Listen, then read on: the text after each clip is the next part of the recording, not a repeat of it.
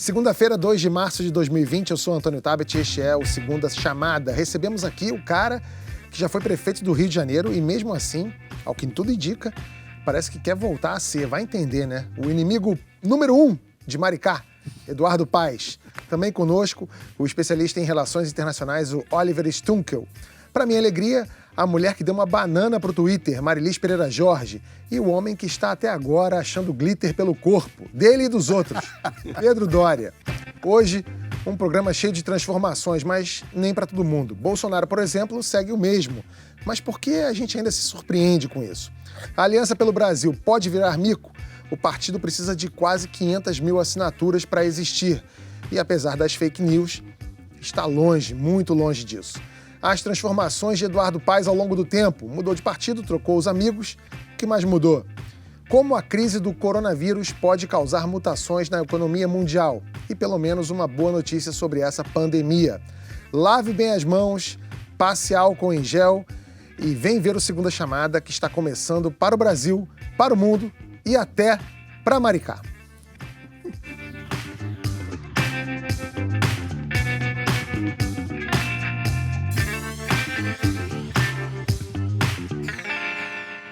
O WhatsApp, que muitos dizem que elegeu Bolsonaro, complicou a vida do presidente na semana passada. Nossa colega e amiga, a jornalista Vera Magalhães, revelou que Jair mandou para os seus contatos de WhatsApp 2 vídeos convocando para as manifestações de apoio a ele mesmo, marcadas para o dia 15 de março. Um dos vídeos, com um hino nacional tocado em um saxofone de Kennedy com o coronavírus, mostra o Messias Bolsonaro quase como um Cristo. Aspas. Ele foi chamado a lutar por nós. Ele desafiou os poderosos por nós. Ele quase morreu por nós. O vídeo fala em, aspas de novo, inimigos do Brasil, sem revelar quem são. O outro tem um hino nacional num solo de guitarrinha ardida, o mesmo clima grandiloquente, fala em resgatar o Brasil e mostra Bolsonaro novamente como um messias. O presidente atacou a Vera e disse que enviou as mensagens em 2015. Se isso fosse mesmo verdade, ele teria mesmo poderes místicos. Os 2 vídeos mostram cenas da facada e de Bolsonaro no hospital em 2018. Eu quero ouvir de todo mundo aqui o que essa atitude, o que isso tudo mostra sobre Bolsonaro. O que mostra sobre Bolsonaro? É. Vamos lá, mostra tanta coisa, Tabet. Primeiro mostra que ele mente. E que isso não é um problema. Essa é uma característica da nova direita, né? Não é só Donald Trump mente, Orbán mente, por aí vai. Número 2, mostra zero preocupação com a questão da institucionalidade da democracia, né? Porque o presidente atenta de 2 formas diferentes contra a democracia. A primeira é uma convocação disfarçada para um movimento contra o Congresso Nacional. Embora em nenhum dos vídeos o Congresso esteja especificamente citado, a gente tem a questão de que, ora, existe uma manifestação contra o Congresso sendo convocada no dia 15, ele está convocando para uma manifestação no mesmo dia 15 e tudo mais. Quer dizer, a pauta é a manifestação contra o Congresso. A pauta é exatamente a manifestação contra o Congresso. Isso é um dos 3 poderes, convocando uma manifestação contra outro dos 3 poderes. Isso não existe. Na verdade, contra 2 dos 3, né? Porque o STF está ali na... De vez em quando, eles também têm rusgas com o STF, mas nesse caso em particular, a pauta é o orçamento impositivo que o Congresso quer botar. Quer dizer, o problema deles nesse momento especificamente é o Congresso. E o outro ponto no qual ele atenta contra a democracia é a questão da impessoalidade do cargo, né? Quando você faz um discurso de Jair Bolsonaro fez isso para nós, se você é patriota, esteja com Jair Bolsonaro, ele está fundindo a ideia de quem é o presidente da República com a cadeira do presidente da República. Ele não é a presidência da República, ele representa a presidência da República. Você é patriota se você gosta do Brasil, se você quer o melhor para o Brasil, etc. A figura que por acaso está na presidência da República não tem absolutamente nada a ver com isso. Então, nesse ponto, eu acho que os momentos chaves são esses, os argumentos, as questões chaves são essas. É um atentado contra a democracia, é um presidente que mente. Eduardo, o que você acha? Eu vou minimizar de um lado e ampliar de outro. Quer dizer, primeiro, eu acho que o mais grave teria sido se ele tivesse colocado esses vídeos ali, dado uma tuitada como deu com o Golden Shower no Carnaval do ano passado, né? Então, pelo que eu entendi, era um grupo interno deles. Quer dizer, o vídeo é... Foi uma muito lista ruim. de distribuição. Uma do lista de WhatsApp. distribuição, que eu não sei quem são, quem está lá. Não deve ser tanto amigo assim. Se passou para Vera Magalhães, alguém ali não é tão amigo, ele devia desconfiar mais dos amigos dele. Mas aí você tem o fato que... É um fato, né? Na hora que você tem uma coisa dessa, uma jornalista teve acesso a essa informação, uma competente jornalista. Eu sei porque eu já apanhei horrores da Vera. Né? Desde que eu era deputado, eu me lembro, acho que a Vera na época estava na Abril. Né? E aí eu acho que o fato novo, que aí eu acho mais grave... Vera estava na Folha, depois ela teve um período de 9 meses só na Veja. Então é isso, estava na Folha na época. Enfim, fazendo painel, não sei. Não, cobria Brasília, eu era deputado federal. Então eu acho que o fato novo nessa história toda, que me parece mais absurdo, mais antidemocrático, são os ataques a quem está levando a mensagem. Né? Porque, na verdade, ela tem um fato ali, e aí a tentativa de desacreditar aquilo que está na cara. Né? E essa é um pouco a loucura da política hoje. Você vê, eu enfrentei uma eleição em 2018. Tudo que eu falava contra o meu adversário de segundo turno, ele simplesmente dizia, é fake news. É fake news, é fake news, é fake news. E aquilo, né, tem um grupo que vai achar que é fake news, não vai acreditar. Então, eu acho que é grave o movimento dele, seria mais grave se ele tivesse divulgado para o grande público, mas, para mim, o que me impressionou ali, o que mostra um certo caráter autoritário, é um pouco essa coisa de repetidos ataques pessoais a mensageiros, que são jornalistas, que têm esse papel. Não estou querendo fazer média com a imprensa aqui, não, até porque essa gente já me bateu muito ao longo da vida. Mas eu nunca tive esse tipo de reação. Né? Eu podia contestar, né? Podia trazer argumentos para dizer que não era bem aquilo, mas essa coisa do ataque pessoal, esse tiroteio que a Vera está passando, é um negócio impressionante, como aconteceu com a Patrícia na Folha. Né? Quer dizer, então, enfim. Marilis. Bom, primeiro o presidente vai para o Twitter querendo dizer que aquilo era uma mensagem privada, se defendendo dessa forma. Acho que alguém deve ter dito para ele, vai dar merda, é melhor irmos por um outro caminho. Aí ele vai na live e diz que esses vídeos são antigos. Agora, chama atenção, assim, a estética daqueles vídeos é uma coisa, parece muito bem feita justamente para esse público, esse núcleo duro que apoia o presidente, né? É uma coisa, aquela coisa patriótica, o hino nacional, aquelas imagens, aquela coisa para emocionar diante das imagens dele recebendo a facada. Uma coisa para tia do Zap, né? Você resumiu o que eu ia falar.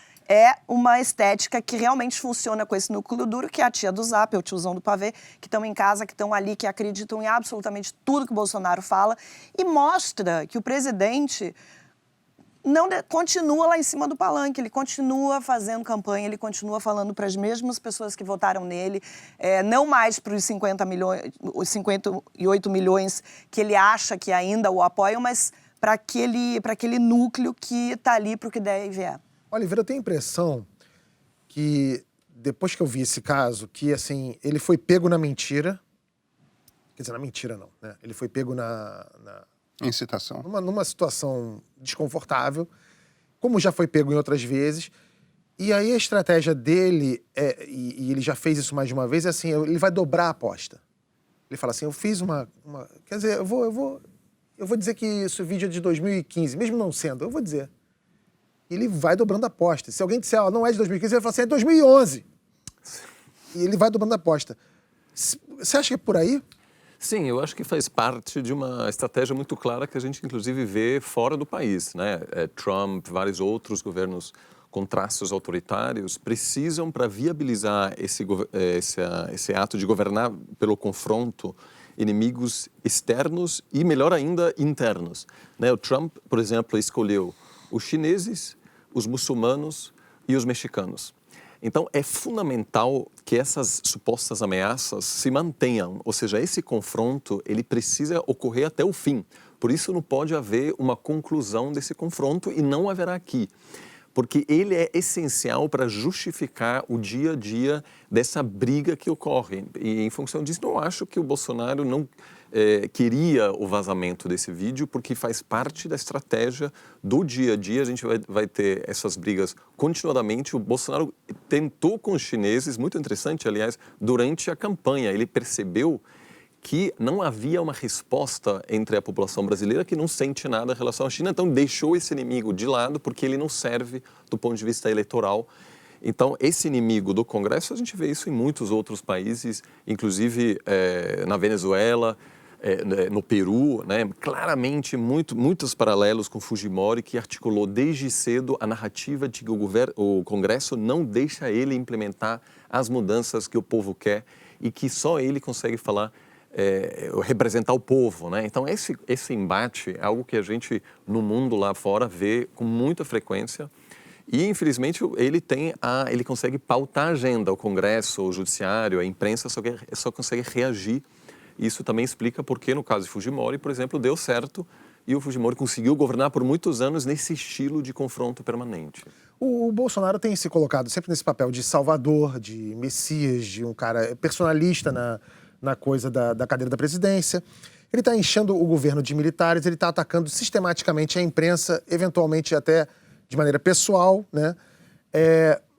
Tem esses inimigos que o Oliver está falando, os inimigos que são fáceis de bater para o brasileiro, é o Congresso, que sempre foi vilão, né? Então o Congresso é mole de você bater. A China é fácil de bater, mas não pega muito brasileiro, então vou deixar de lado. Quem é o outro inimigo? É a esquerda, o esquerdopata, sei lá o quê. A Venezuela. A Venezuela, vamos pegar... Ameaça comunista, o ameaça marxismo comunista. cultural. Esse governo está parecendo muito com o chavismo para vocês?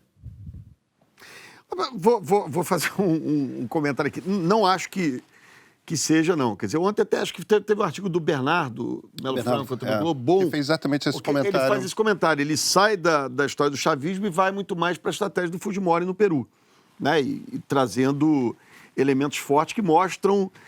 Eu estou perguntando justamente por isso, porque os elementos estão ticados, né? Sim. Não necessariamente, não pode, eles são tão enlados ali. Vamos para o caso da imprensa, né? Assim, acho que ele estava comentando isso aqui um pouco. Ataque e reclamação a jornais, televisões, sempre aconteceu. O Lula fazia isso. O Lula fazia isso, reclamava da Globo o dia inteiro, o Collor reclamava da Folha, enfim, todo mundo reclamou de todo mundo. Mas o que é novo para mim, não vou chamar de interessante porque não é interessante, mas o que é novo nesse processo é esse ataque pessoal ao jornalista, ao personagem. Né? Você mantém o veículo apanhando a Folha, o Globo, sei lá, quem estiver fazendo a matéria, mas você vai no jornalista. Isso é uma novidade para mim, que eu acho que acontece muito nos Estados Unidos. Né? O Trump, ele se refere aos adversários, inclusive falando dos defeitos, das características físicas das pessoas. É o Mini Mike, enfim, a Pocahontas, que ela... Elizabeth Warren, enfim. Elizabeth Warren, então, eu acho que essa é a novidade aí, mas eu acho que tem muito mais a ver com o estilo Fujimori. Agora, de novo, também, assim, eu queria fazer eu não quero minimizar as coisas, mas eu estava lendo um artigo do Alon, que eu não sei quando saiu, acho que eu li ontem, e ele dizia o seguinte, quer dizer, a instituição Presidência da República, nos últimos anos, você teve Dilma e Temer. Foram dois presidentes fracos, né? A instituição Presidência da República perdeu muito protagonismo para diferentes setores. Congresso, para a Polícia Federal, né, para o Supremo Tribunal Federal. Então, também tem uma busca dele, o Alon faz uma análise interessante nesse aspecto. Então, a busca do presidente, do Bolsonaro, de tentar recuperar esse poder da Presidência da República, que sempre foi muito forte. O modelo brasileiro é de presidente forte. Então, também é uma avaliação que tem que ser feita. Agora, ao mesmo tempo, eu não consigo ver... Né? Eu acho que há um ataque às instituições, enfim, é isso, aquilo, mas eu não consigo ver uma ameaça real à democracia. Não vejo nenhum gesto nessa direção. Né? Você tem um estilo de fazer as coisas, ao contrário do Fujimori, que eu acho que queria mesmo fechar o Congresso, que queria que as coisas acontecessem. Eu não vejo isso ainda. Pode ser que eu esteja aqui minimizando as coisas. Mas, por exemplo, ele está discutindo isso aqui. Né? Eu acho que a estratégia é um pouco essa. Quer dizer, o que era o grande tema até começar essa história aí desse vídeo de WhatsApp? Né? Motim da PM no Ceará. Motim era aquele rapaz, o cara que foi morto lá. Nós estamos tratando da Vera e do dia 15, nós estamos ajudando a divulgar. Você que quer protestar contra o Congresso no dia 15, vamos lá. O senhor acha que não há nenhum tipo de ameaça mesmo? Porque você vê ataque ao STF, ao Congresso, você vê, por exemplo, declarações do presidente tentando minar o poder econômico da imprensa, dos veículos de imprensa. Semana passada ele foi de novo dizer que, enfim, para as empresas não anunciarem na Folha de São Paulo. O senhor acha que não há realmente um método de ação ali que possa levar a, enfim, a uma democracia... Exatamente. Não, assim, eu não estou dizendo que eu não estou defendendo muitas dessas coisas. Eu tenho a vantagem de ter sido executivo, nunca fui presidente do Brasil, mas fui prefeito do Rio, com algum poder por algum tempo, né? Então, nunca me utilizei desses mecanismos que a gente está apontando aqui. Mas eu não acho que isso vai acontecer, não acho que ele tenha força para isso, né? Não acho que isso vai gerar consequências reais. Eu acho que se trabalha muito mais no mundo do imaginário, falando para um determinado tipo de público, que é o que ele quer garantir, né? E acho que tem uma estratégia aí. Essa coisa de achar o Bolsonaro não tem estratégia, claro que ele tem uma estratégia política, mas eu não vejo real risco à democracia. Desculpa, para provocar o debate. Sim, mas esse risco à democracia pode não estar acontecendo agora. Gente, olha só, imprensa. Vamos falar de imprensa, adoro falar de imprensa. Tem partidos de esquerda que tem lá no seu programa a regulamentação dos meios de comunicação, né?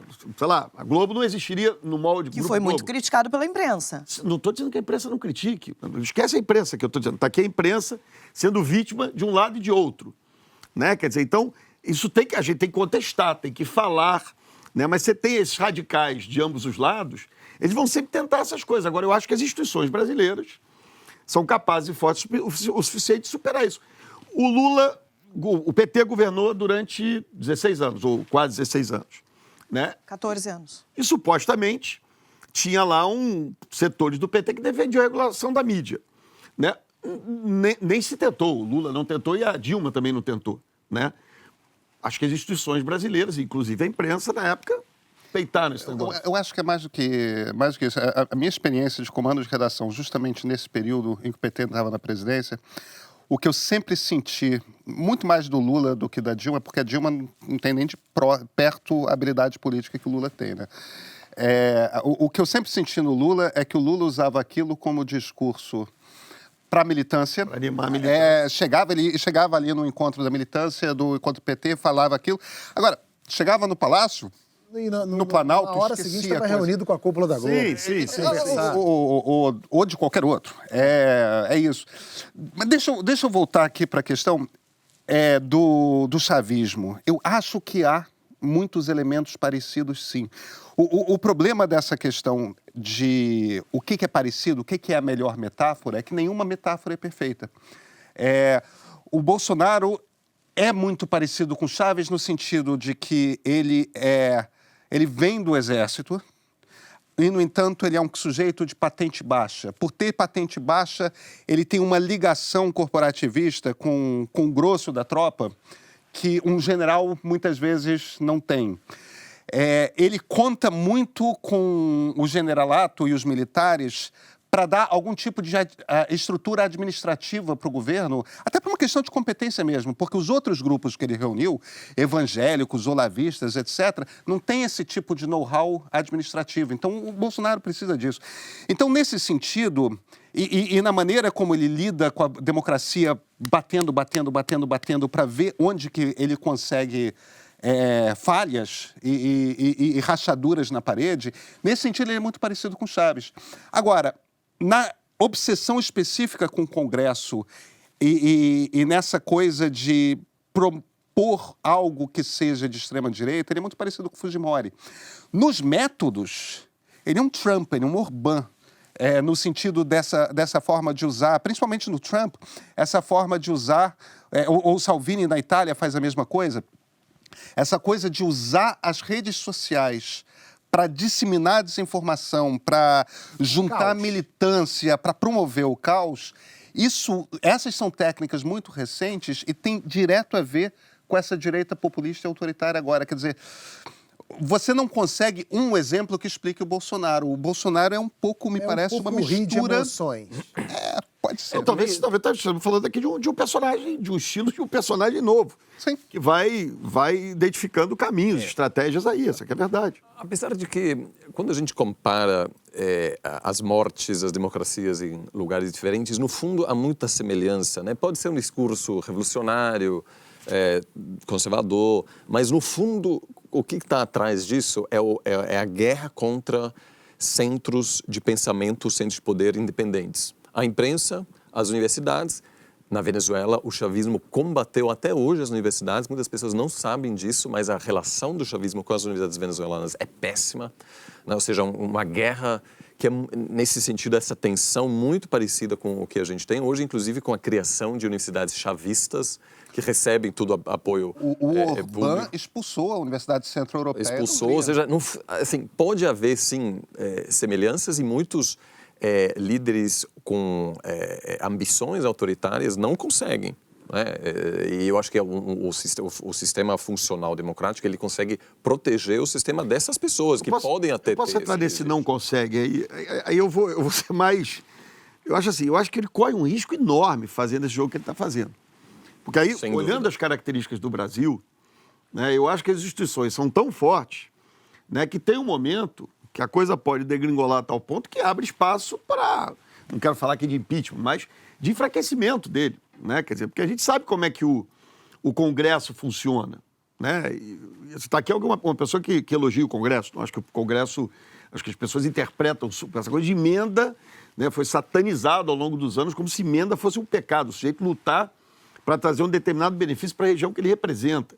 Mas o que eu acho no caso do Brasil, não sei que mude muito, né? No caso do Brasil, quem corre mais risco hoje é o Bolsonaro, ao apostar as fichas desse estilo. Eu acho que ele erra nisso, né? Porque na hora que ele vai contra todas essas instituições, ou estabelece esses conflitos, de novo, é uma tentativa de recuperar o poder da presidência, perdido, estava enfraquecida a presidência, é verdade. Na lógica republicana brasileira, a gente vê sempre o presidente muito forte, mas se ele passar do ponto, e às vezes é o que parece que ele está passando, acho que ele corre mais risco. Se você perguntar assim, quem corre mais risco, é a democracia ou o Bolsonaro? Eu diria que é o Bolsonaro. E tem um ponto interessante aí, que é o seguinte, só para amarrar, e nesse ponto eu concordo com você, prefeito, é o seguinte, é muito difícil a gente imaginar o Bolsonaro conseguindo fazer um golpe de Estado sem apoio do Exército. E, no entanto, se você vai para o Exército, para o Exército chegar ao poder, basta um impeachment. O vice-presidente é um general. Ele botou um general como vice-presidente, achando que aquilo ia ser um escudo anti-impeachment, e, na verdade, vira o contrário. O Bolsonaro sozinho não teria força para dar um golpe de Estado. Eu também repito. Eu não estou nem achando que isso vai acontecer, não. Nem é bom que tenha, pelo amor de Deus, né? Mas a gente já fizeram um impeachment ali desnecessário ali atrás, quer dizer, sem razão de ser, né? Eu acho que... o meu único ponto aqui é muito difícil imaginar que o Exército hoje entraria numa aventura golpista dessas. Mas eu acho que o maior risco, nesse caso, nem sempre é o golpe, né? Porque, de novo, as mortes mais frequentes agora são... É um processo venezuelano, né? Não há um golpe de Estado, exato. no entanto, a democracia acaba. Tanto Chávez como Fujimori conseguiram viabilizar o projeto porque conseguiam atender a demandas muito específicas. E um amigo meu brincou no outro dia que, para isso acontecer, o Brasil tem que crescer 7%. O que aconteceu na Venezuela? Porque o Chávez foi eleito com preços de petróleo muito baixos e depois teve a sorte de ter um auge histórico do petróleo e conseguiu aumentar muito gastos sociais, etc. E, ao longo de 15 anos, implementar esse sistema. Fujimori conseguiu combater com sucesso a ameaça terrorista que havia no país. Então, eu concordo que, ao não ser que o presidente consiga, de alguma maneira, atender uma demanda muito grande que existe na população, por exemplo, o crescimento econômico, vai ser mais difícil. Está mais para ele virar pato manco do que para... E isso cria, obviamente, uma situação estranha em que vários economistas dizem, olha, eu não sei se vou torcer para a economia crescer ou não, porque se a economia começar a crescer muito, aumenta o risco para a democracia também. Mas eu faria uma observação que eu acho, e está diretamente ligada à questão econômica, a gente não pode esquecer de uma coisa. Tanto o Chávez quanto o Fujimori, no momento do rompimento democrático, no caso do Chávez foi mais processo longo, né? Claro. Ambos tinham mais de 50% de apoio popular. Bolsonaro está ali oscilando entre 20% e 30%. Sim. Ele é um presidente com apoio minoritário dentro do eleitorado brasileiro. E o Brasil é uma jabuticaba, né? Voltando só, antes da gente passar para o próximo assunto, só um comentário sobre aquilo que a Marilis falou, daquela coisa dele tanto falar para boicotar veículos de comunicação, anunciantes e tal. Eu acho que tem uma diferença entre as reclamações que ele faz e que o Lula fazia, é o perfil do eleitorado. O perfil do eleitorado do Bolsonaro é é um perfil que tem tem um perfil comercial muito mais interessante para as grandes empresas do que o perfil do eleitorado do Lula, que, apesar de ser um perfil muito mais classe C e D, que é muito bem visto por esse mercado, é um perfil que não era muito engajado. Esse perfil do Bolsonaro, que é um perfil do eleitor do Bolsonaro, do militante do Bolsonaro, ele é, sobretudo por causa das redes sociais, ele é muito engajado. O Bolsonaro tem muito apoio nas periferias das grandes cidades. Eu sei, mas eu acho que eu acho o gesto um horror, é antidemocrático, autoritário, essa coisa de dizer para não anunciar. Mas posso, sinceramente, a minha percepção, sob o ponto de vista da média do eleitorado, é nenhuma. O absurdo é o seguinte, olha, se você anunciar na TV Globo, sei lá, ou na Folha, ou no Jornal Globo, ou quem fala mal de mim, você vai ter aqui uma reação objetiva do governo. Isso é mais absurdo ainda. Então, é um horror falar isso. Aí é inaceitável. Pois é.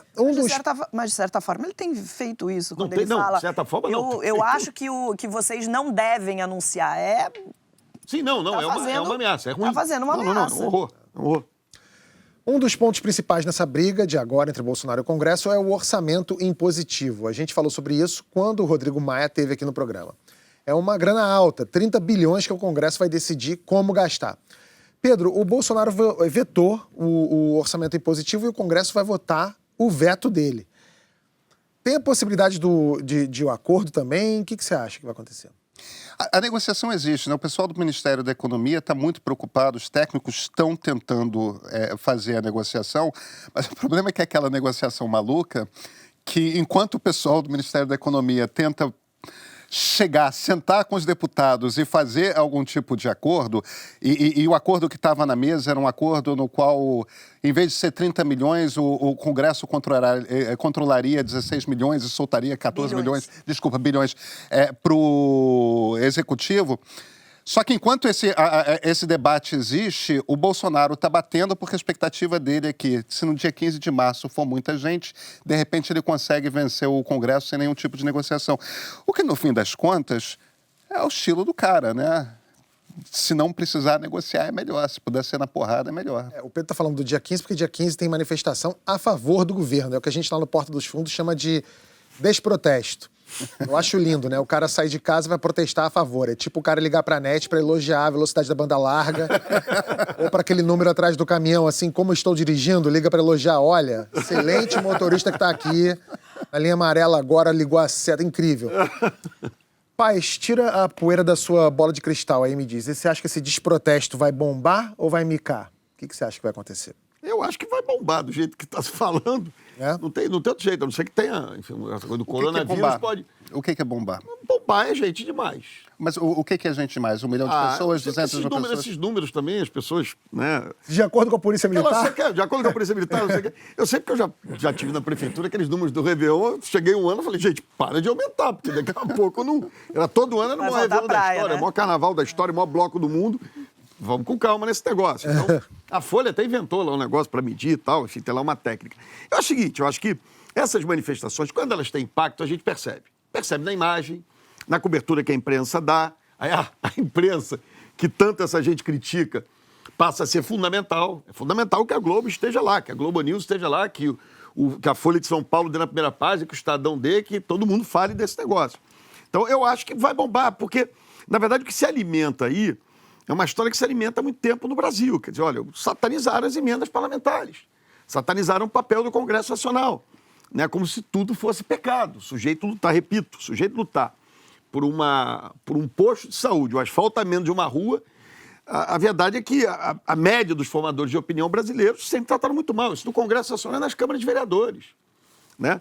O que eu acho, né, e aí é o caminho ideal, é trabalhar nessa coisa do meio termo. Olha, tem essa política pública aqui na área de saúde, vamos combinar que todas as emendas serão para a saúde e para a educação, né? Quer dizer, e também acho que tem um exagero, porque estão querendo pintar como se fosse um parlamentarismo branco, que é uma besteira. Você já foi deputado, já foi prefeito. Sim.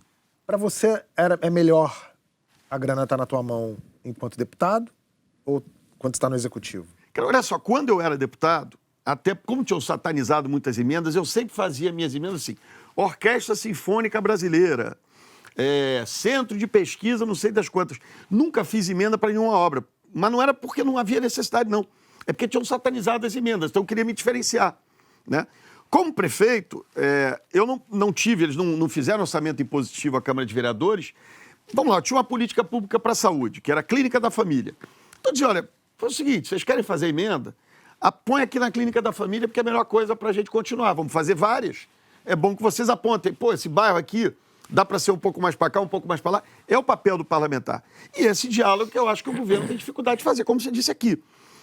Parece que, mais uma vez, e aí eu quero repetir, é uma briga que o presidente vai perder, ele perde nessa briga, pode fazer uma manifestação um dia, até porque o Congresso é mais difuso, gente.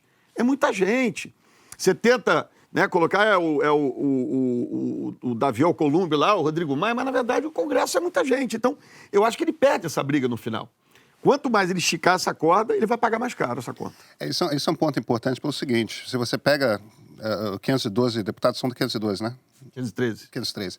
Se você pega 513 deputados federais e bota 2 milhões de pessoas na Avenida Paulista, o que é uma coisa abissal de gente para encher a Avenida Paulista, você bota 2 milhões de pessoas na Avenida Paulista, aquilo vai incomodar 3 deputados federais. Não, gente, entenda uma coisa... Porque aquilo ali é o eleitorado de 3 deputados eu sei, federais. mas vamos entender como é que funciona na categoria aqui no político, né? Que é de pessoa do eleitor, essa aqui é a verdade. Então, assim, claro, quando você tem 3 milhões na Paulista, sei lá, quando era deputado, era eleito na Zona Oeste do Rio, em Jacarepaguá, né, onde eu tinha minhas maiores votações. Ninguém sabe nem direito onde fica a Avenida Paulista, mas é óbvio que aquilo reproduz um pouco daquilo que a gente pode estar ouvindo da rua, né? E isso é que mexe com o parlamentar. Se aquilo não for uma reprodução, e aí o parlamentar, se ele está trazendo um benefício, ele souber explicar para a sua base bem, eu repito, eu acho que o presidente, no final, esse tipo de jogo ele vai perder. Se ficar insistindo nesse jogo, eu acho que é um erro brutal que ele vai estar cometendo. Também porque se o Congresso topar depois de uma grande manifestação, o jogo está dado. A partir disso, o Bolsonaro vai buscar lotar as ruas cada vez que precisa pressionar o Congresso. Então, cria-se uma dinâmica ruim. Mas aí eu duvido que ele fique conseguindo lotar as ruas o tempo todo. Sem tempo, eu irmão. Eu acho que chove, tem jogo, tem final do Big Brother, coronavírus. Eu acho que é uma incógnita o que vai acontecer. A gente se baseia muito pelo termômetro ali das redes sociais. O bolsonarista faz muito barulho, muito mais, inclusive, do que a oposição que está totalmente esfacelada. Então, assim, eu acho que vai ser um bom teste. É uma aposta alta. A última manifestação que teve já não foi tão grande como as manifestações, por exemplo, pró-impeachment. Então, assim, o Bolsonaro tá jogando alto, mas eu realmente não sei. Eu acho que o que pode acontecer é que Rio e São Paulo, que sempre são os grandes centros onde se presta mais atenção, pode ter, sim, uma grande movimentação, mas não uma coisa enorme. E no resto do país, gente, as pessoas vão cuidar da vida, porque o Joel escreveu uma coluna, o Joel Pinheiro, que é nosso colega aqui, escreveu uma coluna que eu acho que ele está completamente certo, que ele fala que essas manifestações que levam as pessoas ao domingo virou programa de domingo pra gente que ficava em casa sem fazer nada. Que vai lá, bota a sua camiseta verde e amarelo e vai lá, se sente super patriota, vai lá e às vezes não sabe nem exatamente por quê. Eu acompanhei algumas entrevistas aí que foram perguntar, mas vem cá, a manifestação é contra o Congresso deixou de fazer o quê? As pessoas não sabem responder. Eu falo, é contra a corrupção. Bom, um desenho do palhaço Bozo vestindo uma faixa presidencial e empalado por um lápis virou motivo para um inquérito autorizado pelo ministro da Justiça, Sérgio Moro. O cartaz fazia parte do material de divulgação do Facada Fest, que aconteceu em Belém, no Pará, em julho do ano passado. Só para deixar claro, o Facada Fest é um coletivo que existe desde 2017. O ministro comentou no Twitter: "A iniciativa do inquérito não foi minha, como diz a Folha de São Paulo, mas poderia ter sido. Publicar cartazes ou anúncios com o presidente da República ou qualquer cidadão empalado ou esfaqueado não pode ser considerado liberdade de expressão. É apologia a crime, além de ofensivo." Marilis, é impressão minha ou o Moro assinou embaixo que o presidente é o Bozo? Porque era o Bozo, né? Esse governo que não falta é carapuça e cabeça para vestir carapuça, né? Agora parece que o ministro tá com pouco serviço. Tabet, o que a gente vê é que ele se manifesta em momentos desnecessários e acaba ficando quieto em momentos que ele deveria se manifestar, né? Então, por exemplo, a gente viu ele aí se metendo em coisas que não deveria, mandando interrogar o ex-presidente Lula, passando relatório de investigação dos laranjas para o Bolsonaro, que depois foi dizer que não era bem assim. Então, assim, a gente vê o Moro realmente tomando um papel ali muito mais de advogado do presidente do que de ministro da Justiça. Além disso, além dessa situação do Moro, parece que o sonho do partido próprio foi adiado para Jair Bolsonaro.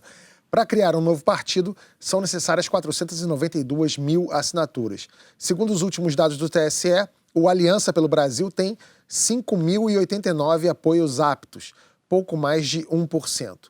50.723 fichas estão em prazo de impugnação, que é quando qualquer um pode entrar no sistema do TSE e questionar assinaturas. 3.188 estão em análise nos cartórios eleitorais. 13.157 cadastros já foram considerados inaptos. Quer dizer, na melhor das hipóteses, com as fichas que existem agora, o partido terá 59 mil assinaturas. O cadastramento vem acontecendo desde novembro e o prazo para chegar aos 492 mil apoios é 4 de abril. Diante dessa realidade, os criadores do partido já falam em não participar das eleições municipais este ano. Quando anunciaram a criação do Aliança, falamos aqui que seria difícil colher as assinaturas a tempo, mas não impossível. O PSD, por exemplo, já tinha conseguido. Paz, essa dificuldade para conseguir as assinaturas necessárias pode ser uma amostra de que Bolsonaro não é tão popular quanto ele imagina que é, ou essa dificuldade é do jogo? Eu acho que ele não quer o Aliança em 2020. Nunca quis. É? Nunca quis. Ele quer o Aliança em 2022, virgenzinho. Porque é o seguinte, na hora que você monta o partido, eu já fui de alguns, o partido junta gente. Já fui de alguns. Ah, ficou Não, já fui, eu falo às vezes muito um rápido. cacófato aí? Não, já fui de alguns. Tá. Fui de alguns. Então, esse é assim, juntou gente, como é que você controla? Vai entrar uns caras esquisitos. Daqui a pouco o jeito se elege prefeito lá não sei aonde e é envolvido num escândalo. Então, o ideal para o Bolsonaro é ter um partido virgem em 2022. E é o que ele vai ter um partido virgem, que ele é o personagem central, uma eleição presidencial, e não precisa ter esses desgastes que os partidos trazem, o tempo, o poder, o exercício do poder, atrai picareta. Daquele partido, um cara que já foi daquele partido, que pode sujar, né? Mas não é óbvio, você imagina, vamos dizer que eles têm em 2020 disputado a eleição para prefeito. Vai eleger prefeito. Ou não vai eleger ninguém, vai ser um mico do mesmo jeito. Não, elege alguém não é possível. 5.800 municípios vai eleger alguém. Isso vira um problema, aquele cara se envolve lá no escândalo, vira um argumento. O PSL foi um pouco esse processo. Maricá, por exemplo, arruma um prefeito... Maricá, vocês falaram antes aqui das medidas do Moro, Maricá é um bom exemplo de coisas que já vinham acontecendo normalmente no Brasil e ninguém falava. Né? Agora a gente está prestando atenção, mas Maricá é um desses exemplos, é uma gravação liberada de um fato que não tem crime nenhum, né? Uma conversa de duas pessoas, e na época todo mundo achou uma gracinha, deu 5 dias de Jornal Nacional, Globo Repórter, Fantástico. Então essas coisas, da facada, isso já vem acontecendo no Brasil há muito tempo, é que agora a gente começa a prestar atenção num certo viés de desrespeito às leis. Então acho que isso pode eleger o de Maricá, apesar do PT ser muito forte lá em Maricá, e acho que a chance do Aliança ganhar lá é pequena, acho que o PT ganhava a eleição lá de qualquer jeito. Eduardo Paes já trocou várias vezes de partido, você agora está no DEM. Isso. Você já foi deputado, prefeito do Rio 2 vezes. Ano passado tentou ser governador, perdeu para o então desconhecido Wilson Witzel. Com o Bolsonaro. Com o Bolsonaro. Perdeu pro Bolsonaro, né? Você vai se candidatar a prefeito de novo? Olha só, é uma decisão que eu não tomei ainda. Né? Eu queria revelar essa bomba aqui hoje, mas eu não tomei ainda. O que eu estou fazendo? Primeiro, eu quando saí da prefeitura em 2017, por indicação do Bloomberg, esse que está disputando a eleição, é o comunista americano atualmente, junto com o Bernie Sanders, e que provavelmente vai querer enfrentar o Trump, ele me indicou para a vice-presidência para a América Latina de uma empresa chinesa, né, chama BYD, e eu trabalhei o ano 17 lá inteiro, disputei 18 e voltei para a empresa. Então, é como eu toco minha vida hoje. Agora, eu estou agindo como se candidato fosse. Estou discutindo a cidade como se candidato fosse. Porque é inaceitável a gente admitir no Rio de Janeiro a possibilidade de reeleição do Crivella. Eu amo a minha cidade, acho um lugar fantástico, e a gente está vendo a degradação. Vou dar um exemplo. Eu cheguei aqui no YouTube Space hoje para gravar com vocês, e eu não tinha vindo aqui ainda. Mas quem trouxe o YouTube Space para o Rio foi no meu governo. Em 2016 a gente anunciou, foi um processo de busca. Fomos lá no sujeito do Google aqui no Brasil e veio para o Rio e tinha uma disputa entre Rio e São Paulo. Isso aqui tem, sei lá, 6 no mundo, era uma história dessa. O que é isso? É expectativa, né? Possibilidade, é percepção de um valor de uma cidade. Imagina um sujeito resolver investir no Rio ou investir no Brasil, ele chega e encontra o Crivella pela frente. Né? Diz assim, eu vou botar lá em São Paulo com o Dória, né? Pode criticar o que quiser do Dória, mas ele é muito talentoso para essas coisas. O Bruno Covas, né? O Bruno Covas, Dória, ou vou aqui com... Não quero nem falar do governador, né? Porque ele está no começo. Mas ou com o Crivella, vou botar ali um YouTube Space da cidade do Rio de Janeiro, porque essa cidade tem uma perspectiva fantástica. Então o Crivella é um mal para o Rio de Janeiro, assustador, ele não entende a cidade, é um mau gestor, governa para segmentos específicos da sociedade. Eu vou estar envolvido na campanha, né, com a chance enorme de ser candidato, mas quero discutir isso, né, e é isso que eu estou fazendo nesse momento. Então você não pode ainda dizer se vai ser candidato ou não? Eu não preciso, né? As convenções partidárias são lá na frente. Eu não posso nem dizer isso porque a legislação eleitoral diz que você só pode dizer que é pré-candidato agora. Eu estou pagando uma multa de toda parcelada de quase R$20 mil, porque em 2018, antes de começar o período eleitoral, eu disse numa reunião que eu era candidato. Filmaram, eu pago essa multa. Então, se você quiser dizer, olha, eu sou pré-candidato, sou pré-candidato a ser pré-candidato, né? Então, assim, você tem, mas isso me permite andar pela cidade, discutir, e eu tenho como personagem público, eu me acertei nesse sentido com a empresa. Quando eu voltei depois da eleição de 2018, o pedido foi, você não vai sair candidato de novo, né? Mas eu acertei com a empresa que eu voltaria a participar mais ativamente da vida política da minha cidade, fazer comentários, críticas, enfim, participar disso. Você pega o que está acontecendo no Rio hoje, essa hora da chuva. Né? Aconteceram episódios de chuva no meu governo, né? Não vamos aqui jogar, a culpa é do Crivella de tudo. Acontece em todos os governos. Em todos. Né? Então, o que é a questão que você tem que... Cadê o prefeito? Cadê a prefeitura na rua trabalhando? Né? Quer dizer, cadê a presença da autoridade pública? Isso a gente não vê hoje no Rio. Parece que ele está fazendo uma arca. Não, ele soltou uma que uma arca bíblica. E ele soltou hoje uma pérola dessas sensacionais que as pessoas... Mas que elas vão morar na beira do rio porque fica mais fácil para fazer xixi e cocô.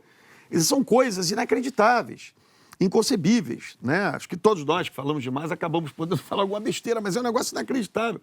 É ausência, inapetência, incapacidade de fazer. Olha só, Eduardo, a gente Depois falou... disso tudo, acho que eu sou candidato, né? Com essa energia. Não sei, ó, a multa quem vai pagar é você. Ó, a gente anunciou que você vinha aqui no programa e daí tem 2 perguntas aqui sobre quem seria seu vice. Além do Vasco. O Gerley quer saber se o Paulo Rabelo vai ser seu vice e o Regis quer saber como estão as tratativas com o PDT para a deputada Marta Rocha ser sua vice. E eu vou emendar uma terceira, que é a nossa. Você está procurando um evangélico para ser seu vice? Olha só, não estou procurando especificamente o evangélico. Primeiro, vice em geral é uma coisa que... Eu estou quase admitindo uma candidatura. Eu estou tratando de vice já aqui, né? Não. Enfim, vamos falar assim, se eu procurasse, hipoteticamente... Olha, na minha pré-candidatura. Isso. É o seguinte, eu acho que vice é a última coisa que se escolhe. Ah, porque ele depende muito das composições que você vai fazer, enfim, de como é que os partidos vão se movimentar, que candidaturas vão estar colocadas. Né? Então, esse é um ponto importante. Agora, eu não exijo que seja um evangélico. Né? Se for, também não tem problema. Né? Eu acho que a boa qualidade do Crivella é ser evangélico. Ele não precisava só governar para a igreja dele. Né? Para ele ser evangélico, não tem problema nenhum. Repito, ser um homem de fé é uma qualidade que o Crivella tem. O problema é que ele governa só para a Igreja Universal do Reino de Deus. Né? Quando ele ataca o carnaval, ele ataca por motivos religiosos. Não há a menor dúvida disso. Então, esses nomes que se cogitam, né, são todos nomes de enorme qualidade. Estou mais candidato ainda, mas, de fato, o Paulo Rabelo é um cara de muita competência, a Marta é uma pessoa excepcional, enfim, mas são discussões, coisas que vão acontecer ao longo desse processo. Bom, um dos grandes aliados do Eduardo Paes foi o ex-governador preso Sérgio Cabral. O Cabral, vocês sabem, foi condenado a mais de 200 anos de prisão por ser chefe de organização criminosa, corrupção e lavagem de dinheiro. Em pelo menos 2 depoimentos à Justiça Federal, ele citou Eduardo Paes.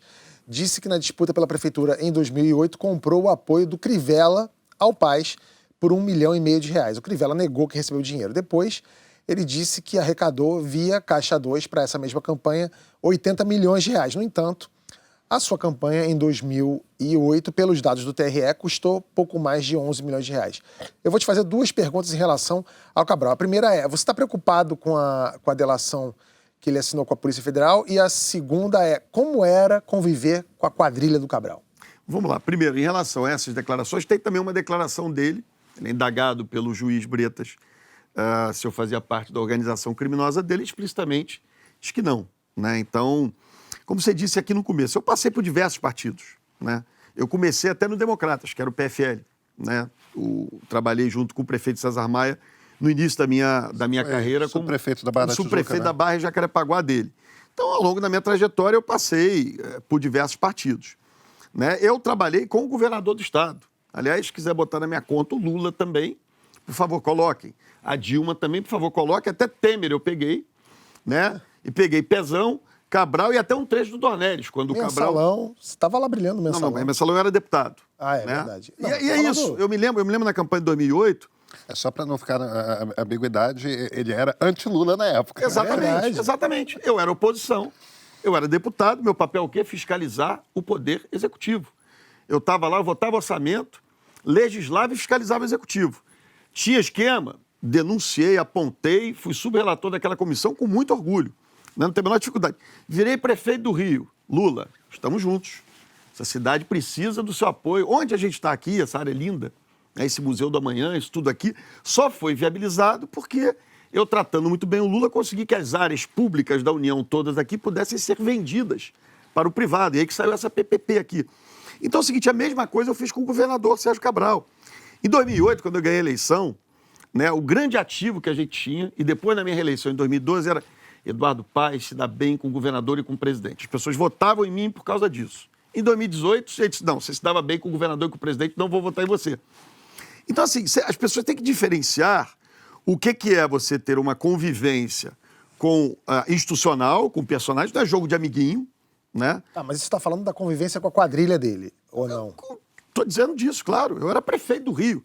Eu respondo pelo que aconteceu na Prefeitura do Rio. Por exemplo, eu tive, faço questão de lembrar, um caso da Prefeitura que foi o secretário de Obras envolvido num esquema de corrupção. Essa responsabilidade política é minha. Né? Eu não participei do esquema, não há nenhum delator me acusando, não há ninguém me acusando, mas essa responsabilidade política é minha. E mais, era um quadro técnico. Né? Na época que surgiu a história, queriam botar ele na conta da política. Não, foi escolhido por mim, servidor da Prefeitura do Rio, para tocar as obras sem nenhuma responsabilidade em campanha, em política. Então, assim, é muito difícil você ficar respondendo. Eu, que já andei com tanto, acho que o Pedro lembra disso, eu fui muito próximo ao Zé Serra. Fui secretário-geral do PSDB com o Tasso Gereissati, né? Então, enfim, amanhã o sujeito comete o erro, eu vou pagar pelo pecado do sujeito? Então, lamento que tenha acontecido. Posso aproveitar para fazer não era, só para concluir isso, não era fiscal do governador, não ficava preocupado com o que ele estava fazendo no governo do Estado, né? Eu acho que as instituições que tinham esse papel falharam naquele momento, né? Falharam e permitiram. Agora, tudo que tiver contra mim eu vou sempre responder.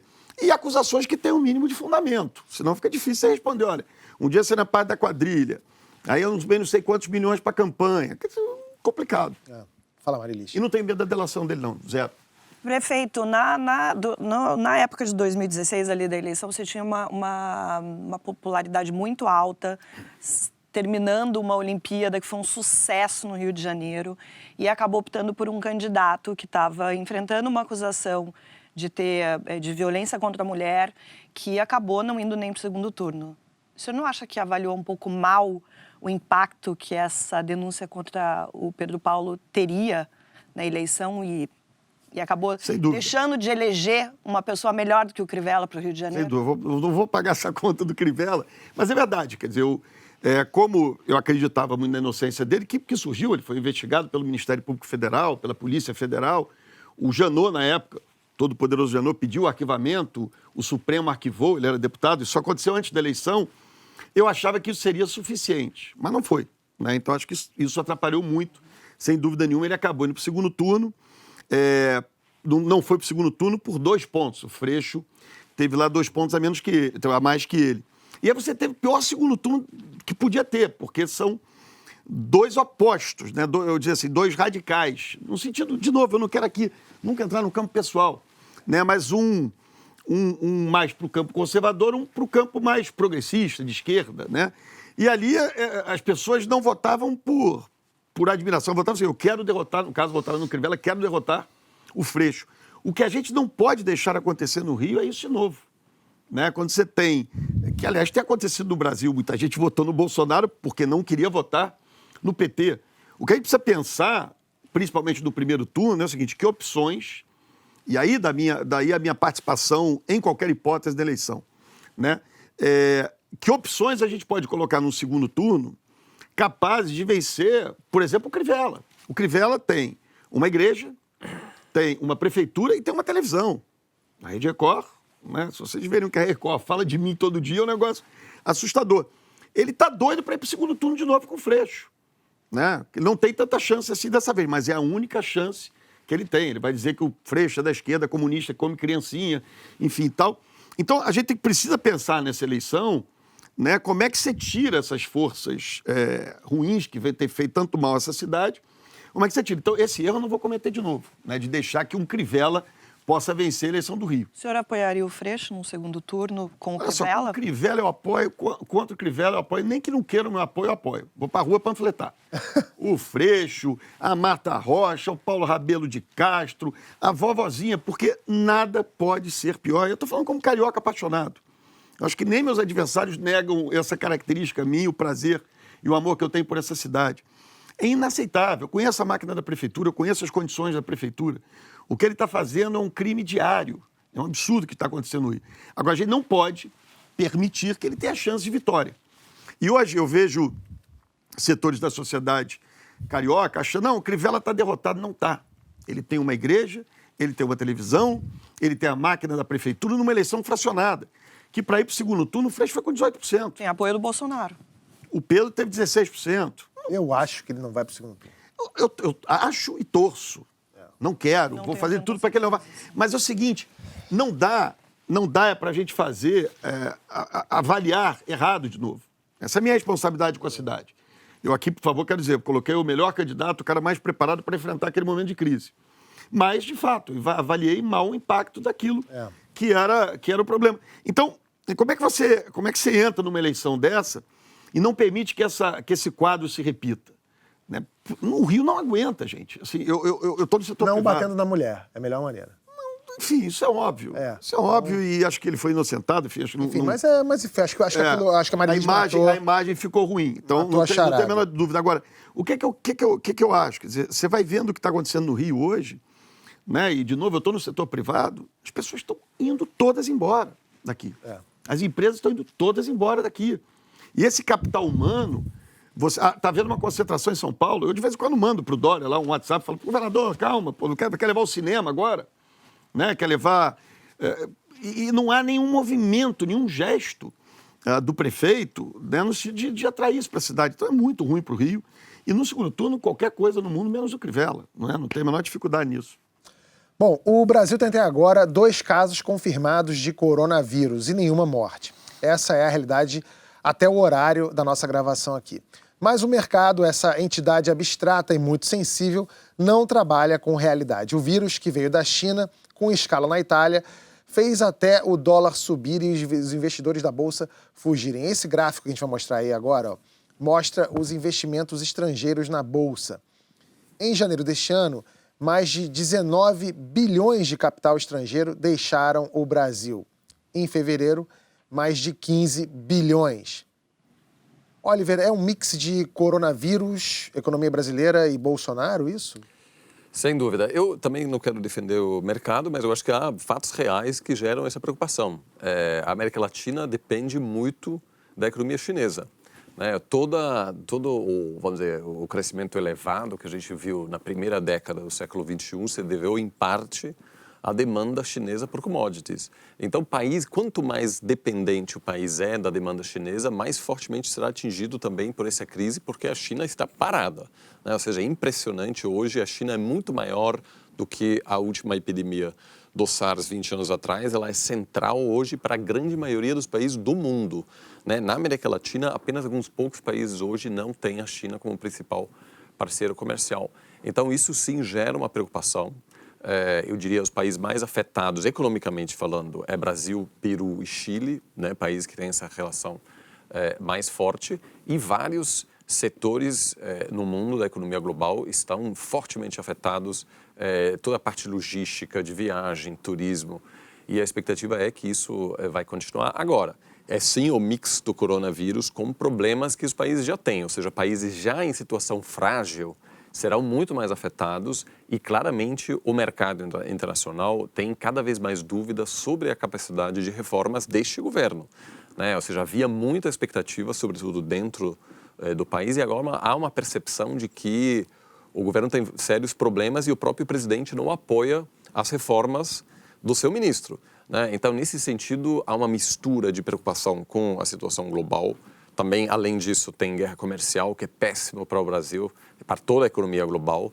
Tem uma situação bastante imprevisível nos Estados Unidos. É possível, sim, que o coronavírus afete negativamente as chances de reeleição do Trump também, porque ele associou a popularidade dele à Bolsa Americana, que está em queda, e ele já disse que o coronavírus é uma mistura de conspiração chinesa com tentativa de derrubar ele, etc. Isso é muito perigoso, porque se ele está dizendo que isso não é real e agora vai começar a afetar pessoas nos Estados Unidos, muita gente vai dizer, olha, você não conseguiu avaliar bem essa ameaça que está se apresentando.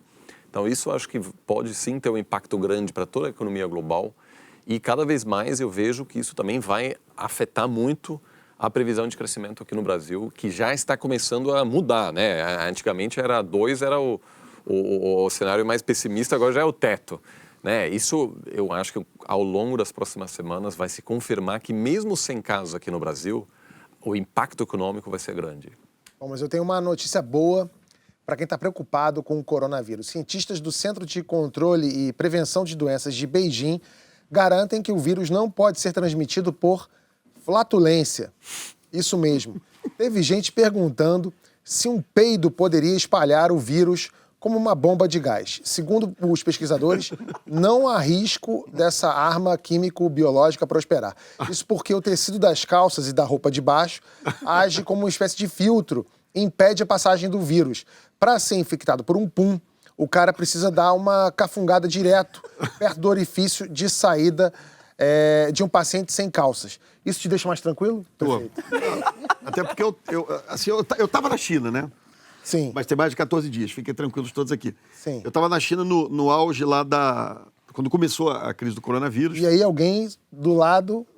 Não que chinês solte muito pum, mas... Acontece. A comida é mais pesada, tem muita pimenta e tal. Sim. Mas não peguei coronavírus e Mas passei por diversos subiu, pontos. mas abriram aquela marmita do teu lado.